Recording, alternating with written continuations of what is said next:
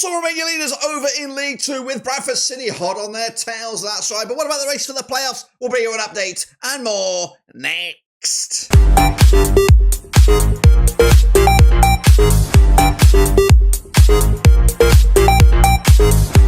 That's right, folks, back once again with another video today, talking about Matchday number 35, I believe, over in League 2, and we'll get to it in a second. If you know where you've been, smash your subscribe button. You want subscribe for League 2, Bradford Rovers, World Football. We're going to all here under one rooski. That's right. The race for the top is actually on now, guys, as Walsall's form has kind of gone off the boil a little bit. Bradford, hot pursuit, just 4 points adrift at the moment. That's right. What will go on this week, though, double match week over in League 2, we'll get to it in a second. If you know where you've been, hit the old subscribe. You want subscribe for League 2 is right here. And a big shout out to the Patreons and the members. That's right. You guys know who you are. What we're going to do now, though, is revisit those last round of games and, of course, look forward to this week's drama. Of course, it is a busy week for me. I'm taking a bit of a break. This week, I'll be back. So no update on the predictions. Just keep doing your thing. Like I said, I'll bring you an update pretty much to the back end of March. So this is it, though. Looking forward to these games, and these are the results. That's right. Big, massive win for Mark Hughes and Carlisle this past week as they beat Barrow. Not a bit of a rivalry, that one. Bit of a local affair. Salford did lose to Bradford 2-1. Got them on spot on the nose. Tranmere and Port Vale 1-1 in the end. Of course, Tranmere now looking for a new manager. Wimbledon did lose to Bromley. Massive win for Bromley. They are not out of the playoff discussion just yet. A little bit of work to do, but they could maybe cause some headaches moving towards the end of the season. Cheltenham with a draw against Grimsby on with a home win. Doncaster did beat Newport County 3-0. Oh, with a 2-0 win. We got Crewe with a 3-1 win over Chesterfield. I went with a draw. Gillingham did beat Morecambe 1-0. Got them on spot on the nose. Fleetwood and Notts County 2-2 with a 2-1 away win. Harrogate down with a massive 2-1 win over Accrington. Stanley, they look doomed. I'm with a draw. Colchester, massive away win against MK Dons. They are also on the outside looking in. Swindon also picking up a cheeky win over Walsall. That's right, it's Swindon, it's Colchester. Both those guys, where are they in the table? Well, we'll look at it in a minute. In fact, we're going to look at it right now, aren't we? Of course, this is the table right here, right now, troops. And it is Walsall with just 4 points clear over Bradford. And then we've got Doncaster in the top 3. That's Notts County, Wimbledon, Port Vale, and Crewe. Grimsby could get into the top 7 there with the game in hand. Salford also a little bit of a gap opening up there. So we need to see that gap close up a little for the likes of Salford, Bromley, Colchester, Cheltenham, Fleetwood, Swindon even. Look at Chesterfield kind of falling off the face of it ever since Markandale left. So no update with the prediction league. Just keep doing your thing. It is a double match week. Now, I am going to tell you right here, right now, I am predicting the next games for this coming Tuesday now. And I'm probably going to predict in another video. I'm going to record it ahead of time for the next ones. So I'm thinking about how I'm going to do that, whether I'm going to try and do it after the results or just do it and forget about it and upload it for the days after, because I'm going to be out and about and I don't really know how much time or if any time I'll have to make those predictions. So I'm either going to do it, you'll know, I'll tell you in the video if I'm going to do it like pretty much after this video, or I'm going to wait till actually Tuesday and try and see if I can find some time to do it. You'll see what I mean. Anyway, guys, we are now looking forward to these round of games, and they're coming at you this coming Tuesday. It is a big old day in League 2. Busy match week, of course. All the games taking place on Tuesday. We're going to start at the top there with Accrington Stanley up against MK Dons. Let's go for it then, shall we? Over at Accrington, John Doolan's boys are 21st in the table.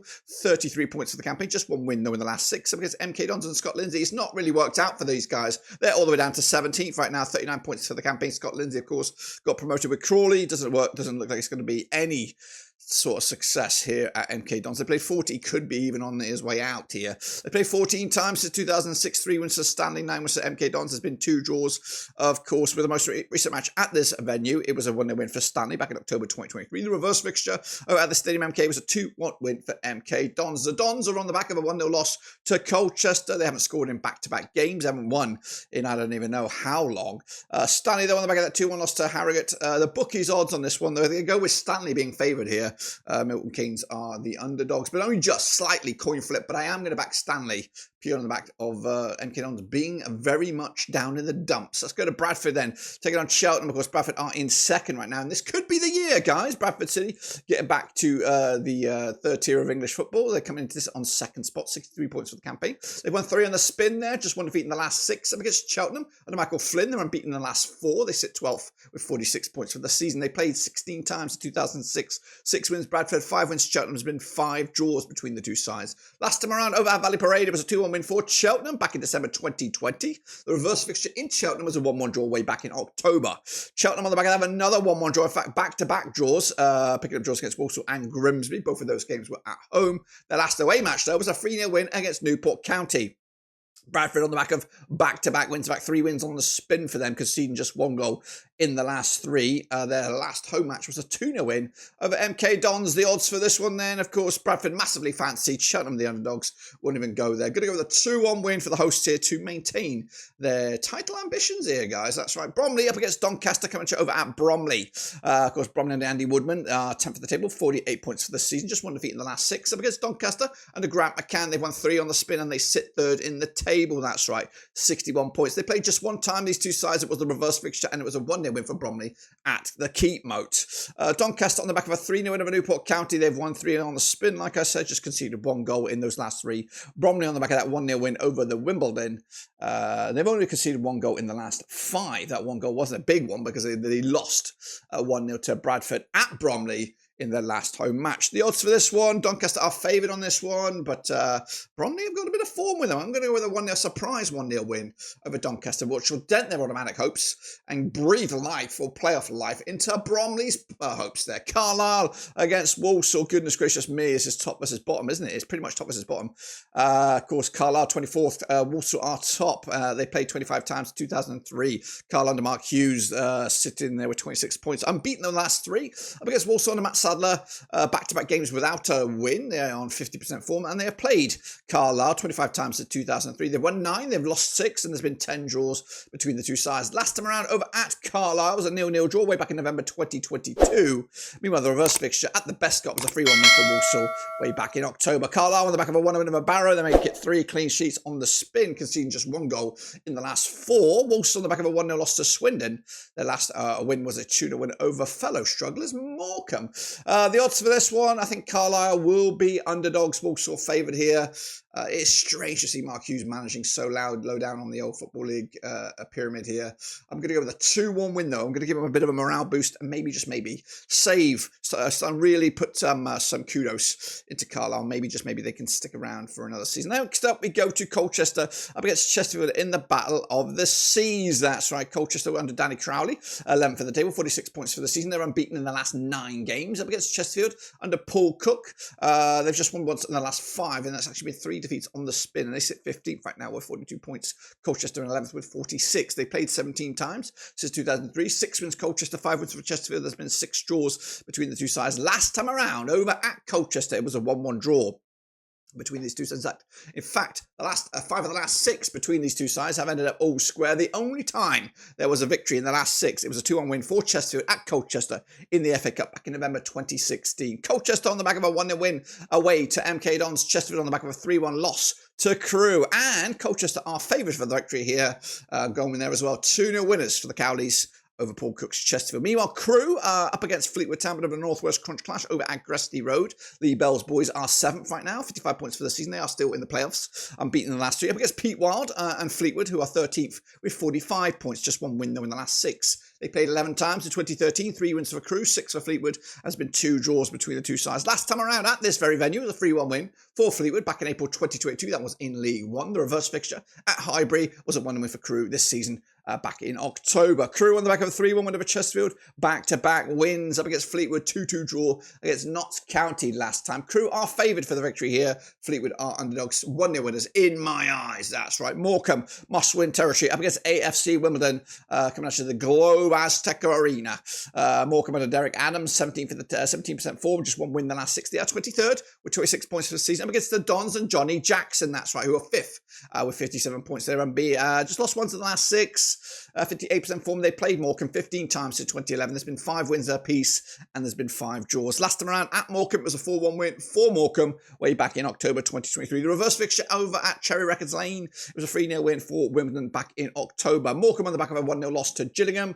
They haven't scored a goal in the last 3 matches. Wimbledon on the back of a 1-0 loss to Bromley. The odds for this one, Wimbledon are your hot shots. Morecambe underdogs going to go with a 1-0 away win to boost Wimbledon's promotion hopes, and Morecambe look doomed at the moment. Meanwhile, Grimsby Town against Tranmere Rovers, hoping to get a new coach in this week, I would imagine, over at Blundell Park this match. David Artell's Grimsby, 8th in the table, 52 points for the season. They're unbeaten in at least the last 6 games. Against Tranmere, managerless right now, winless in the last 11. They're coming into this on 25% form, and they are 22nd in the table with 29 points. They could still go down. There's a lot of investment. I think Rihanna's fella is trying to buy Tranmere, or be a part of a team that's trying to buy Tranmere. Anyway, up against Grimsby, they played 29 times since 1993. 10 wins Grimsby, 13 wins Tranmere. There's been 6 draws between the two sides. Last time around over at Grimsby, it was a 2-1 win for Tranmere back in January 2024. The reverse fixture at Prenton Park was a 1-0 win for Grimsby back in October. The hosts on the back of a 1-1 draw against Cheltenham. Tranmere on the back of a 1-1 draw against Port Vale. New manager sort of spring there.